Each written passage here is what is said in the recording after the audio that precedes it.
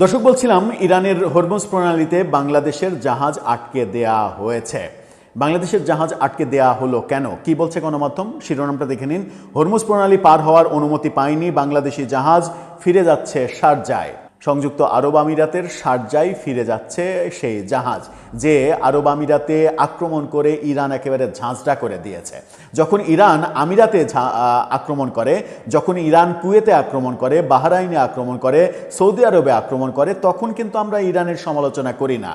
কিন্তু যখন আমেরিকা ইরানে আক্রমণ করে তখন আমেরিকার বিরুদ্ধে আমরা সোচ্চার হয়ে যাই। অথচ আমরা যখন ডিভি লটারি আমেরিকা ছাড়ে, ডিভির লটারির মাধ্যমে ভিসা নিয়ে আমেরিকায় যেতে দেওয়ার সুযোগ দেয় আমেরিকা, তখন আমেরিকায় যাওয়ার জন্য মানে রীতিমতো ঘোড়ার মতো লাফায়। আমেরিকার একটা ভিসা আমাদের কাছে স্বপ্নের ব্যাপার। আচ্ছা বলেন তো, যে দুইটা দেশের ভিসা যদি পাশাপাশি আপনার কাছে রাখা হয়, ধর্মজীবীদের মানে কাছে বলছি উদ্দেশ্যে, কিংবা ধর্মজীবীদের পরবর্তী প্রজন্মকে বলছি যে আপনাকে আমেরিকার ভিসা দেওয়া হলো, ইরানের ভিসা দেওয়া হলো, আপনি কোন দেশে যাবেন? আপনি যদি একেবারে সাচ্চা মুসলমান হন, যদি আপনি সত্য কথা নির্দ্বিধায় বলতে পারেন, তাহলে আপনি কি সেই সত্যটা বলবেন? আপনি কি সত্যটা উচ্চারণ করার সাহস পাবেন যে আপনি আমেরিকাতেই যেতে চান? আমেরিকাতে যেতে না চেয়ে ইরানের ভিসা নিয়ে ইরানে যেতে চাই, এরকম সংখ্যা 1%ও কি হবে? তো ভিসা যখন আমার আমেরিকার মিষ্টি লাগবে, তখন আমার সেটা গ্রহণ করতে সমস্যা নেই। অন্য সময় হচ্ছে আমেরিকা খ্রিস্টান, আমেরিকা বেধর্মী, আমেরিকা দজ্জাল, আমেরিকা এই, আমেরিকা ওই। কিন্তু আবার এটাও বলছি, আমেরিকার পক্ষে কথা বলার জন্য এই আয়োজন কিংবা এই যুক্তি নয়। আমিও আমেরিকার যে সাম্রাজ্যবাদী নীতি, আমেরিকার যে যুদ্ধনীতি, আমেরিকার যে শোষণ নীতি, সারা বিশ্বকে শোষণ করা, তটস্থ করে রাখার যে নীতি, সেই নীতিকে ধিক্কার জানাই, নিন্দা জানাই। কিন্তু এই যে আলগা প্রেম, এই আলগা প্রেম মানে আমেরিকাকে ও খ্রিস্টান বলে ওকে ঘৃণা করতে হবে, ইরান ও মুসলমান বলে ওকে ভালোবাসতে হবে, এই যে মানে আমাদের মানে দ্বিচারিতা, এই দ্বিচারিতা থেকে বোধহয় বেরিয়ে আসার সময় হয়েছে। কেন সময় হয়েছে? আমেরিকাকে যদি আপনি যুদ্ধবাজ বলেন, তাহলে প্রশ্ন আপনার কাছে যে ইরান কেন পরমাণু অস্ত্র বানায়? একটা মুসলিম কান্ট্রি, তারা কেন পরমাণু অস্ত্র বানায়? একটা পরমাণু অস্ত্র যদি কোথাও ছাড়া হয়, তাহলে সেই সভ্যতা যে বিলীন হয়ে যাবে, সেরকম ভয়ঙ্কর, প্রাণঘাতী, সর্বনাশা, মানবাধিকার বিরোধী অস্ত্র তারা কেন বানায়? যে অস্ত্র যেন না বানায়, এই কারণেই আমেরিকা চাপ দেয় কিংবা ইসরায়েল হামলা করে। এই যুক্তি কিংবা এই প্রশ্ন কখনো আপনার মাথায় এসেছে?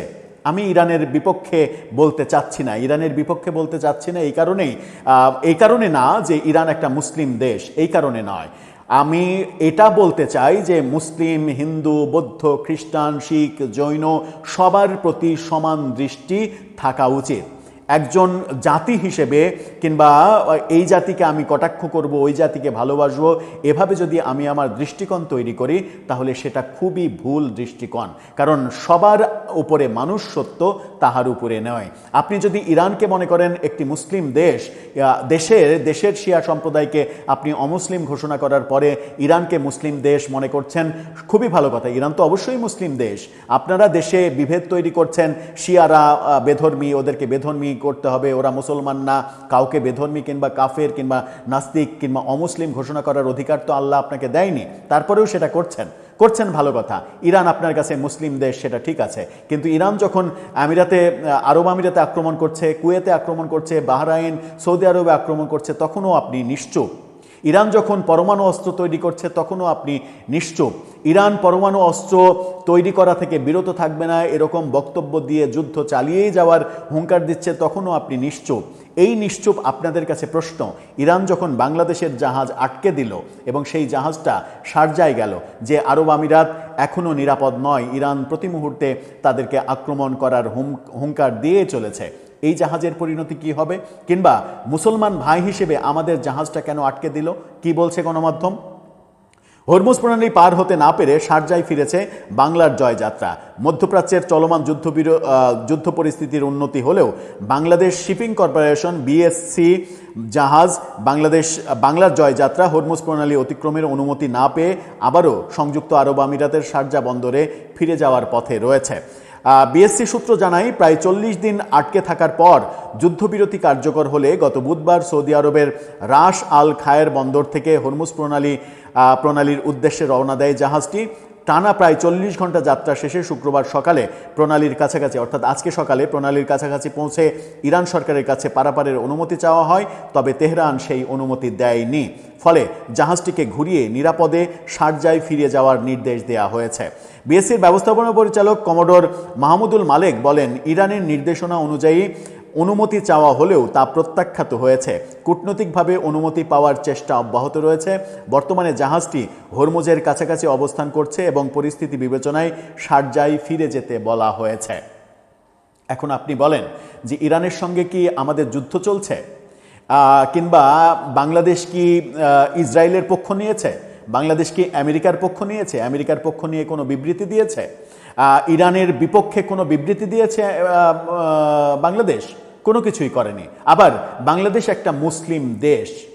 এখন ব্যাপারটা কি সেরকম যে বাংলাদেশের ধর্মজীবীরা কিংবা ধর্ম ব্যবসায়ীরা যেমন মনে করে যে শিয়ারা অমুসলিম, শিয়ারা ভিন্ন ধর্মের, ওদেরকে অমুসলিম ঘোষণা করতে হবে, তেমনি ইরান যেহেতু শিয়া অধ্যুষিত এবং ইরানের শাসন ব্যবস্থা, ইরানের জনগণ প্রায় 95%-এরও বেশি তারা শিয়া। এই যে শিয়া একটা দেশ, তারা কি এই সুন্নি বাংলাদেশি সুন্নি সংখ্যাগরিষ্ঠদের অমুসলিম ভাবছে? তারা কি মনে করছে যে বাংলাদেশ মানে অমুসলিম, ওটাও ওই আমেরিকায়, ওটাও ওই ভারতী, ওটাও ওই ইসরায়েলি, এরকমটা কি ভাবছে? একবার কি ভেবে দেখবেন নাকি যে আপনারা যেমন শিয়াদের অমুসলিম ঘোষণার দাবি করেন, তেমনি শিয়ারাও আপনাদেরকে কিংবা আমাদেরকে, আপনাদেরকে বললে ঠিক হবে না, আমাদেরকে অমুসলিম ভেবে জাহাজ আটকে দিচ্ছে? ব্যাপারটা কি তাই? কিংবা ওই শিয়ারা যে সকল দেশে আক্রমণ করেছে, আরব আমিরাত, সৌদি আরব, তেহরান, কুয়েত, যেখানে সুন্নির সংখ্যা বেশি, তাদেরকে কি অমুসলিম মনে করে আক্রমণ করেছে?